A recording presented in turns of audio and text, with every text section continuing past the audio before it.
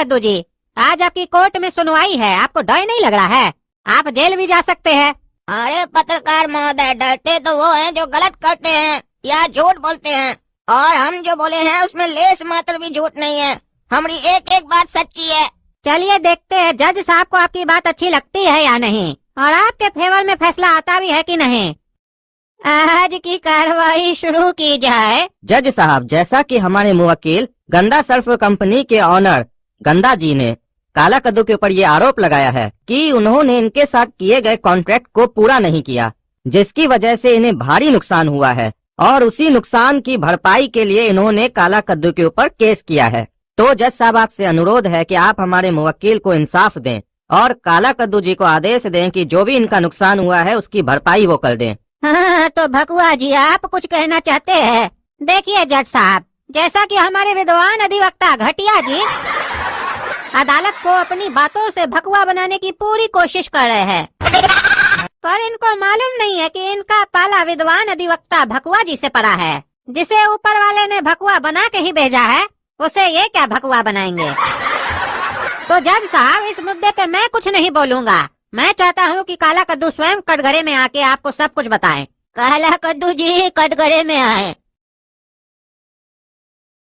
के ऊपर जो भी बीती है उसकी दास्तान सुनाए, और उससे पहले कसम खाएं आप जो कुछ बोलेंगे सच बोलेंगे, सच के सिवा कुछ नहीं बोलेंगे। जज साहब, अगर आप सच सुनने के लिए तैयार हैं तो हम सच बोलने के लिए तैयार हैं। जैसा कि वकील साहब ने आरोप लगाया कि मैंने कॉन्ट्रैक्ट तोड़ा है, तो उनकी जानकारी के लिए मैं बता दूं कि मैंने कोई कॉन्ट्रैक्ट नहीं तोड़ा है, बल्कि मुझे उनके मुवक्किल द्वारा निकाला गया है काम से। दरअसल बात ये है जज साहब, मैं अपनी शूटिंग अच्छी तरह से कर रहा था, और कुछ देर बाद मैंने क्या देखा कि ये गंदा जी हमारी सेट पर एक सुंदर मॉडल को कह रहे थे कि कपड़े कम पहनो, और वो मॉडल ऐसा नहीं करना चाह रही थी, और बस इसी बात पर हमारी और गंदा जी की बहस हो गई, और इन्होंने मुझे काम से निकाल दिया। अब क्योंकि ये मुझे काम से निकालने की गलती कर चुके थे और अपनी ईगो के कारण मुझसे माफी नहीं मांगना चाह रहे थे, और शूटिंग में मेरे न होने के कारण इन्हें नुकसान भी काफी हो रहा था, तो इन्होंने पैसा कमाने के लिए मुझ पर केस कर डाला, ताकि या तो मैंने पैसे दे दूं या फ्री में इनकी बाकी सारी शूटिंग कर दूं। तो बताइए जज साहब, इसमें मैं कहां से गलत हुआ? क्या कद्दूपुर का कानून मर चुका है जज साहब? क्या यहाँ सच बोलने की आजादी नहीं है जज साहब? क्या देख रहे हैं आप? कुछ बोलते क्यों नहीं है? हमारा सच अच्छा नहीं लग रहा है क्या आपको? अरे आपकी बात में तो थोड़ा दम है, लेकिन थोड़ा आराम से बोला कीजिए। कोर्ट है कोर्ट, काहे कि हमारा दिल थोड़ा कमजोर है, ज्यादा जोर से बोलने से हो सकता है हमको हार्ट अटैक आ जाए, तो क्या होगा बताइए। हाँ, तो घटिया जी ये क्या सुन रहे हैं हम? आपका मुंह वकील क्या करता है उल्टा सीधा, और आप लोग खाली पैसा लेके कोर्ट में झूठ बोलने आते हैं। एक कद्दूपुर के वकील की ड्यूटी होती है कि उसे कानून के खिलाफ कोई भी चीज गलत दिखती है तो वो उसका विरोध करे, ना कि साथ दे। आप ही लोग के झूठ की वजह से इंसाफ नहीं हो पाता है। कहाँ से आते हैं? कद्दूपुर का बड़ा बड़ा नेता लोग, जैसे वो टकला नेता बोलता है गली साफ करो, देश साफ करो, गंदगी पसंद नहीं है, असली गंदगी के बारे में तो बात ही नहीं करता है। इतना जो कोर्ट में पेंडिंग केस सब है उसको साफ करो, झूठे में वकील सब पैसा खा रहे हो, तुम लोग लंबा चला रहे हो केस। जज भी आराम से आता है, डेट पे डेट देता है। काहे का डेट देता है भाई? हमको आज खाना खाना है, आज फैसला होगा ना, हमको खाना मिलेगा कि नहीं मिलेगा। हमको 20 साल केस में डराएगा, वकील पैसा खाएगा, जज खाएगा, सब खाएगा पैसा। मस्त जोक मारा रे। 20 साल के बाद खाना देगा तो क्या फायदा, वो तो मर जाएगा ना। क्योंकि जो इंसाफ देर से मिलता है वो इंसाफ थोड़ी ना होता है, वो तो मजाक किया गया होता है उसके साथ, मजाक। इंसाफ तो वो होता है जो समय पे कर दिया गया हो, वरना बाद में तो सच को झूठ बना दिया जाता है, झूठ को सच बना दिया जाता है। ये तो सब जानता है, लेकिन कोई मानता नहीं है, क्योंकि मानेगा तो उसको अपना झूठ मानना पड़ेगा ना, और अपना गलती कौन मानता है?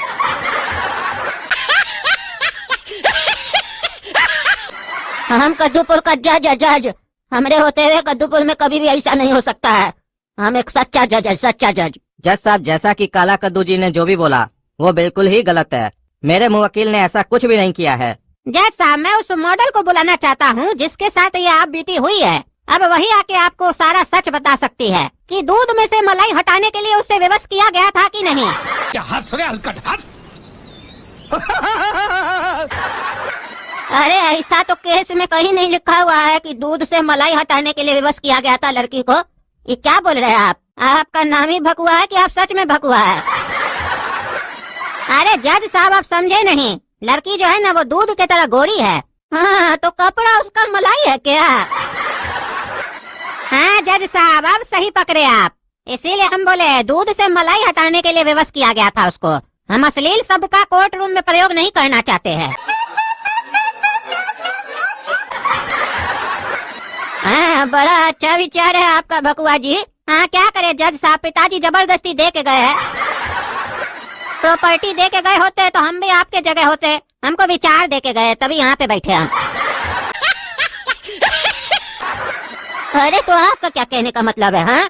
कि हमको अपना माँ बाप से प्रॉपर्टी मिला है तब हम यहाँ पे है, हमारा अपना विचार नहीं है और हमारा माँ बाप हमको विचार दे के भी नहीं गया है। अरे जज साहब आप गलत नहीं समझिए, हम ये नहीं बोले कि आप हमारे जगह होते, हम तो बस ये बोले कि हम भी आपके जगह होते। अरे तो हम कहाँ होते? अरे जज साहब आप हमारा सीनियर होते, मतलब हम हाई कोर्ट में होते। हाँ जज साहब अगर आप जिंदा होते तो हाई कोर्ट में ही होते। अरे तो हम जिंदा तो है ही ना। हाँ अभी तो सांस चल रहा है, बाकी कोई गारंटी नहीं है। अरे जज साहब आपको भकुआ जी मुद्दा से भटका रहे हैं। अरे तो आप बीच में काहे जबान चला रहे हैं?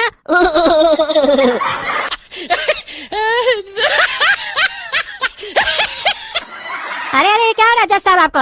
अरे उस सांस में सांस चढ़ गया था हमारा, धीरे बोलिए नहीं तो हार्ट अटैक हो जाएगा हमको, हमारा हार्ट ना बहुत कमजोर है। चलिए अब ज्यादा मत बोलिए, उस मॉडल को कटघरे में बुलाइए। चलिए अब जज साहब को आप बताइए आपके साथ क्या हुआ। जज साहब काला कद्दू सच बोल रहा है। कंपनी के ओनर मुझे छोटे कपड़े पहनने के लिए फोर्स कर रहे थे और मैं छोटे कपड़े नहीं पहनना चाहती थी। तभी काला कद्दू ने मेरा साथ दिया और ओनर ने इसे और मुझे दोनों को काम से निकाल दिया। ये ओनर बहुत ही गलत आदमी है। हाँ, तो अब क्या कहना चाहेंगे घटिया वकील जी? आपका मुंह वकील क्या क्या करता है सब कारनामा हमको पता चल रहा है। जैसे आप घटिया है वैसे आपका क्लाइंट भी घटिया लग रहा है हमको। अभी नहीं सब घटिया हरकत भी कर रहा है। अरे जज साहब फिल्मों में ये सारी चीजें चलती है, ये मामूली चीज है। ओह आपके अनुसार कोई अगर किसी को फोर्स करता है कि छोटा कपड़ा पहनो तो ये मामूली चीज है, समझ रहे हो ना? और अगर आपके घर वाले के साथ ऐसा होता तब भी आप ऐसे ही बोलते तो आप पूरा कपड़ा पहन के काहे खड़े हैं? खोल दीजिए कपड़ा और दिखा दीजिए अपना मामूली चीज सबको। अरे जज साहब ये क्या बकवास कर रहे हैं आप? ओह अच्छा, तो अब जज साहब बकवास कर रहे हैं। तुम तो बहुत बढ़िया बात कर रहे हो। तुम्हारा मुंह वकील लड़की को कम कपड़ा पहनने बोले तो वो ठीक है, वो बढ़िया बात है। जज साहब अगर कुछ बोल दे तो वो बकवास है। साले तभी मेरे माफ करना, गुस्से में तुमको मालूम है तुम जो ये चीज बोले ये कंटेम्प्ट ऑफ कोर्ट है। हम चाहे तो तुमको भीतर कर सकते हैं इस जुर्म में। दफा A to Z 420 के तहत तुमको भीतर कर दिया जाएगा। कद्दूपुर का लॉ मालूम है कि नहीं तुमको? इसीलिए आप अपना पैजामा के अंदर रहे, उससे बाहर ना निकले, नहीं तो आपका मामूली चीज सबको दिख जाएगा। और अभी थोड़ी देर पहले आपने कहा था ऐसा कुछ नहीं हुआ था। काला कद्दू जो कह रहा है वो झूठ बोल रहा है, और अभी इस लड़की की गवाही देने के बाद आप कह रहे हैं ये सब तो मामूली चीज है। कितना पैसा लिए आप झूठ बोलने के लिए? अरे जज साहब आपको तो मालूम ही है ये घटिया वकील है, तो इसका क्लाइंट क्या शरीफ रहेगा? दोनों घटिया कार्टून मिलकर कोर्ट को गुमराह करने का कोशिश कर रहा है, और इन दोनों का हिम्मत इतना बढ़ गया है कि आपके सामने झूठ बोल रहा है। हमरा मानिए तो इसके क्लाइंट का लाइसेंस कैंसिल कर दीजिए, ताकि ये भविष्य में कोई भी शूटिंग न कर सके और फिर किसी लड़की को ये विवश न कर सके, और ऐसे घटिया वकील को कोर्ट से बैन कर दिया जाए। हाँ अब आप चुप हो जाएं, तभी तो हम कुछ बोल पाए। बहुत बोलते हैं आप।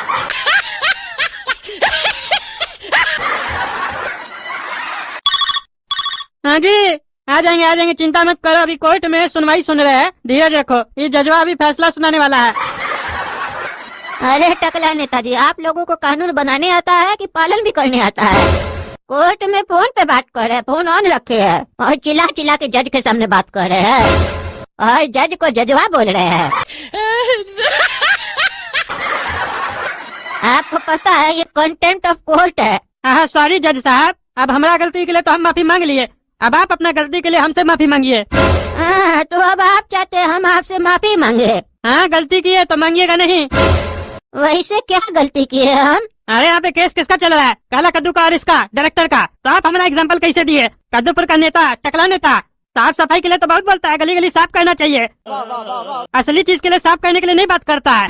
कोर्ट में इतना केस चला है, उस पर बात नहीं करता है। आप हमको क्या टारगेट किए? आप चुनावी मुद्दा को यहाँ पे काय खड़ा किए? हमारा तो कोई कनेक्शन नहीं था, सब सुन रहे थे, हम नहीं बोल रहे थे, क्या कि हमको पता था कंटेम्प्ट ऑफ कोर्ट हो जाता। हम सोचे थे बाहर चल के आपसे बात करेंगे कि आपको हमसे परेशानी क्या है, क्या बिगाड़े हम। अरे बिगाड़ना चाहे ना तो अभी हम आपका बहुत कुछ बिगाड़ सकते हैं। हाँ जज साहब, यहाँ पे आप बहुत कुछ हमरा बिगाड़ सकते हैं, लेकिन कोर्ट के बाद हम भी बहुत कुछ आपका बिगाड़ सकते हैं। तो ऐसा है, बैलेंस बना के चलिए। काहे कि सिस्टम में रहना है तो हमसे मत उलझिए। काहे कि कद्दूपुर है और कद्दूपुर में जज भी टकला नेता है, दरोगा भी टकला नेता है और वकील भी टकला नेता है। तो बताइए, कर दे फैसला। कहे कि कुर्सी वाला से टकराइएगा तो कुर्सी पे कभी बैठ नहीं पाइएगा और फिर बाद में खड़ा होके हम लोग के यहाँ अर्जी लगाइएगा। तो जब बाद में खड़ा होके अर्जी लगाइएगा तो अभी कुर्सी पे है तो संभल के बैठिए और अपना काम कीजिए और हमको अपना काम करने दीजिए। अरे टकला नेताजी, हम तो आपके फैन हो गए।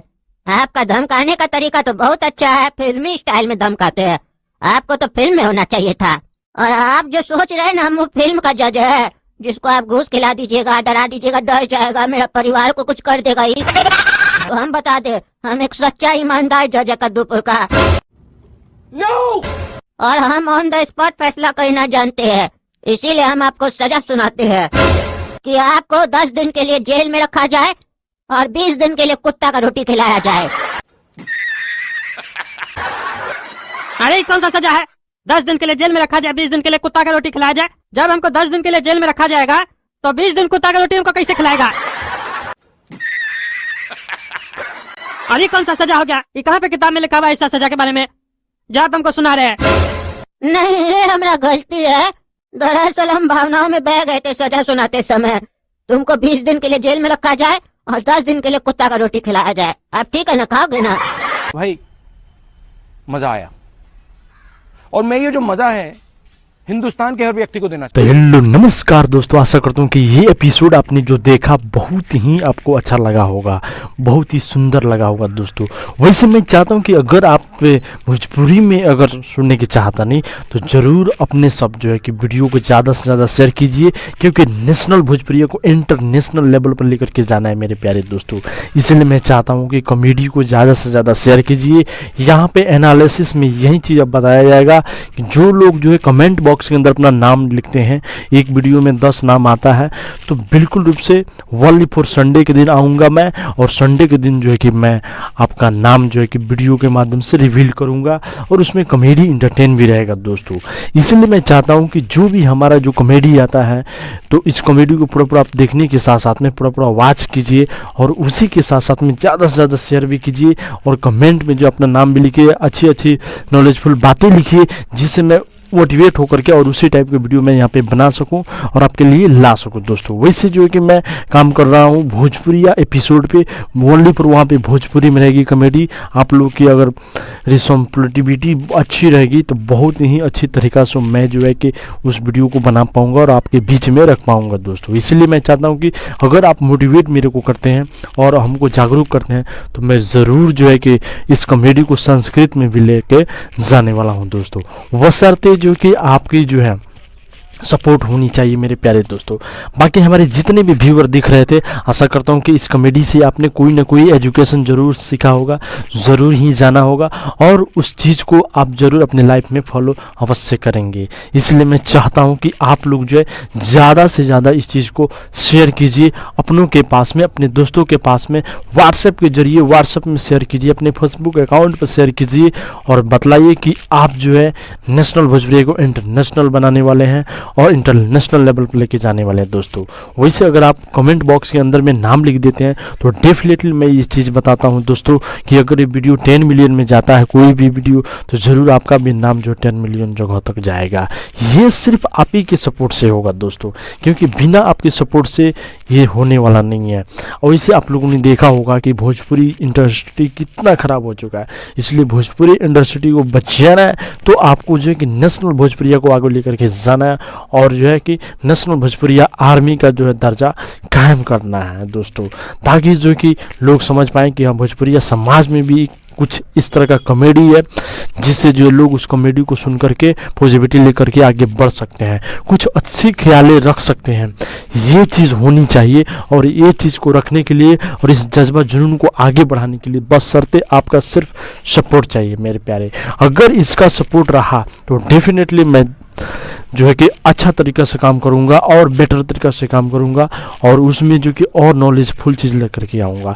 बाकी ये जितनी भी एपिसोड आएंगे कद्दू जो कि चैनल के माध्यम से आएंगी, कला कद्दू कॉमेडी चैनल के माध्यम से आएगी, गोरा कद्दू कॉमेडी चैनल के माध्यम से आएंगी, लेकिन यहाँ पे सिर्फ आएंगे इस चैनल पे ये वीडियो एनालिसिस करने के लिए। जो चीज़ यहाँ पे एनालिसिस में हमने बताया कि आप लोगों ने कुछ ना कुछ एजुकेशन लिया, कुछ ना कुछ शिक्षा सीखा, ये चीज़ मेन हाईलाइटेड पार्ट आएगी जिसमें जो कुछ ना कुछ हमें सीखने को मिला है, कुछ जानने को मिला है दोस्तों। इसलिए मैं चाहता हूं कि आप लोग ज़्यादा से ज़्यादा शेयर करने का काम कीजिए और अपनों के पास में फैलाइए दोस्तों। आशा करता हूं कि आज की जो है एपिसोड आपको अच्छा लगा होगा। बाकी जो है नेक्स्ट एपिसोड के लिए आप लोग रहें तैयार। बाकी जय हिंद, वंदे मातरम, गुड एव nice day, thanks you all subscriber and YouTube team.